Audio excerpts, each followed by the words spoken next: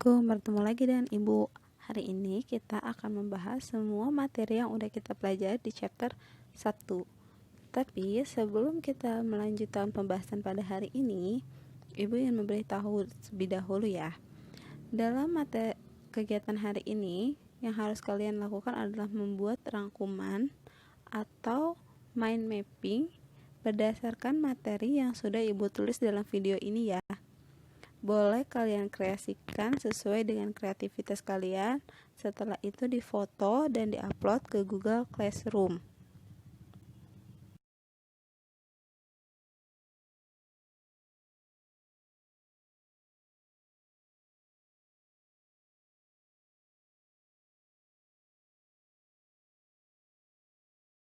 Masuk ke pembahasan pertama.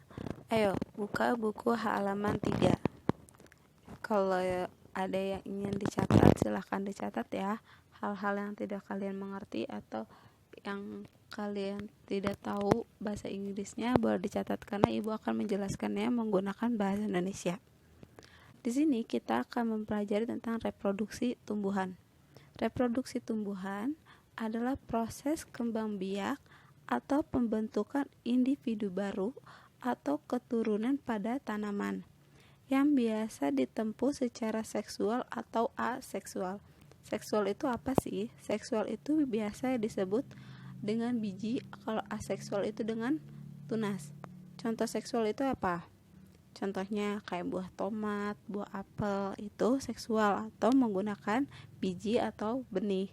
Kalau aseksual itu kayak cocor bebek atau bryophyllum, atau bisa juga seperti potato, algae, itu aseksual atau menggunakan tunas.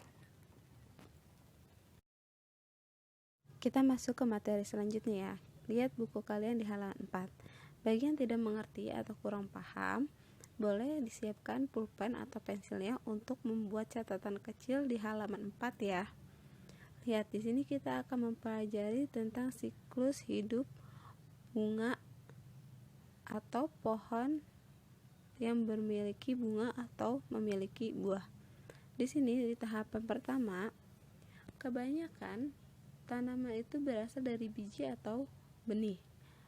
Kemudian biji atau benih membutuhkan air untuk diserap dan mulai mengembang, akhirnya membelah kulit biji. Lihat yang gambar kedua, seeding, itu kulit biji mulai terbelah.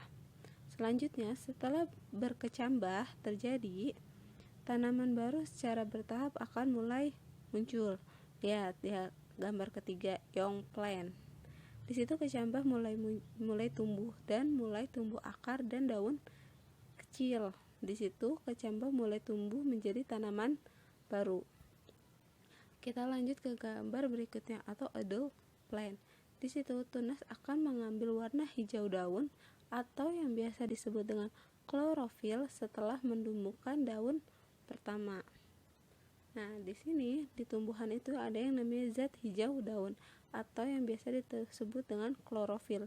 Fungsinya untuk apa sih? Fungsinya untuk membuat makanannya sendiri melalui fotosintesis. Karena setelah memiliki daun, ia mampu membuat makanan sendiri melalui fotosintesis. Ingat ya, proses pembuatan makanan pada tumbuhan itu disebut dengan fotosintesis.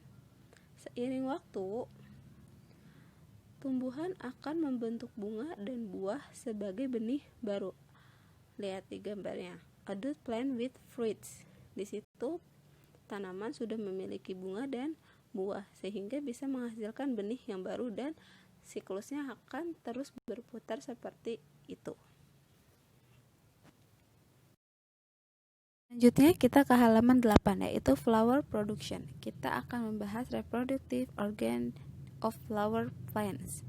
Di sini kita lihat ada female organs and male organs. Female organs itu ada carpel dan male organs itu stamen. Apa itu female organs? Female organs itu adalah bagian dari organ betina pada tanaman atau bunga. biasanya itu ada pada putik. Putik itu disebut dengan organ reproduksi pada tumbuhan betina. Dan male organs atau reproduksi jantannya itu adalah stamen atau biasa kita sebut dengan benang sari. Di sini kita memiliki contoh hibiscus flower atau kembang sepatu. Kenapa kita pakai kembang sepatu? Karena kembang sepatu adalah termasuk ke dalam jenis bunga lengkap atau bunga sempurna. Kok lengkap sih? Karena kembang sepatu memiliki dua organ, yaitu organ betina dan organ jantan. Organ betina itu adalah tadi apa? Putik. Dan organ jantan adalah benang sari. Sekarang kita lihat. Stigma itu apa? Stigma itu adalah kepala putik. Catat ya di sampingnya. Dan style itu adalah tangkai putik. Ovary itu adalah bakal buah. Dan ovules adalah bakal biji. Ini semua adalah carpel atau putik, yaitu female organs atau organ betina. Kita lanjut yang ke sisi kiri. Ada pollen grain. Itu adalah tempat benang sari.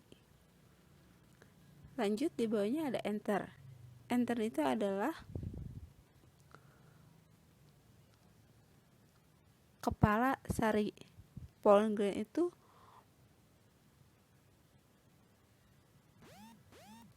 tempatnya bubuk sari, itu adanya di situ. Terus kita ke filamen. Itu adalah tangkai benang sari. Nah, itu semua adalah namanya stamen atau benang sari, yaitu male organs atau organ jantan pada bunga. Selanjutnya kita lihat di halaman 12, yaitu seed dispersal atau penyebaran benih. Penyebaran benih di sini dibagi menjadi 3, yaitu melalui angin, melalui air, dan melalui animal, manusia atau binatang. Kita lihat ya, penyebaran benih melalui angin. Siapkan pensilnya ya, atau pulpen boleh dicatat. Karakteristik penyebaran benih atau biji yang dipengaruhi oleh angin, biasanya bijinya itu kecil dan ringan. Yang kedua, biji berbulu atau berambut. Yang ketiga, biji bersayap. Yang keempat, buah bersayap. Kalian bisa lihat gambarnya di halaman 13 ya. Selanjutnya kita ke halaman 14. Di halaman 14 ada penyebaran melalui air. Karakteristik tumbuhan yang penyebaran benih atau bijinya dibantu oleh air. Yang pertama, tumbuhan yang hidup di daerah perairan. Otomatis ya, harus dekat perairan seperti pantai, sungai. Yang kedua, berbentuk ringan. Nah, bijinya itu harus ringan.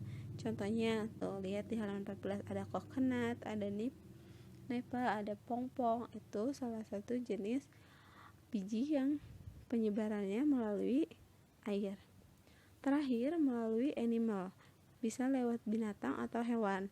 Nah, melalui hewan atau manusia ini penyebarannya dibagi menjadi 2. Ada penyebaran secara sengaja dan penyebaran secara tidak disengaja. Penyebaran sengaja itu seperti apa? Seperti kita menanam tumbuhan, tanaman di rumah, di kebun, atau membudidayakan tanaman, itu secara sengaja.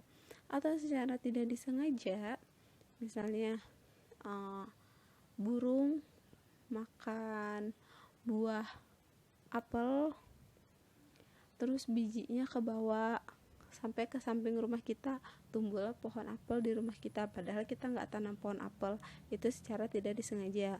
Atau kita makan semangka, terus bijinya ada yang masih jatuh di baju kita, terus nggak sengaja bijinya kebawa sama kita ke tempat lain dan jatuh di tempat lain, tumbuh pohon semangka.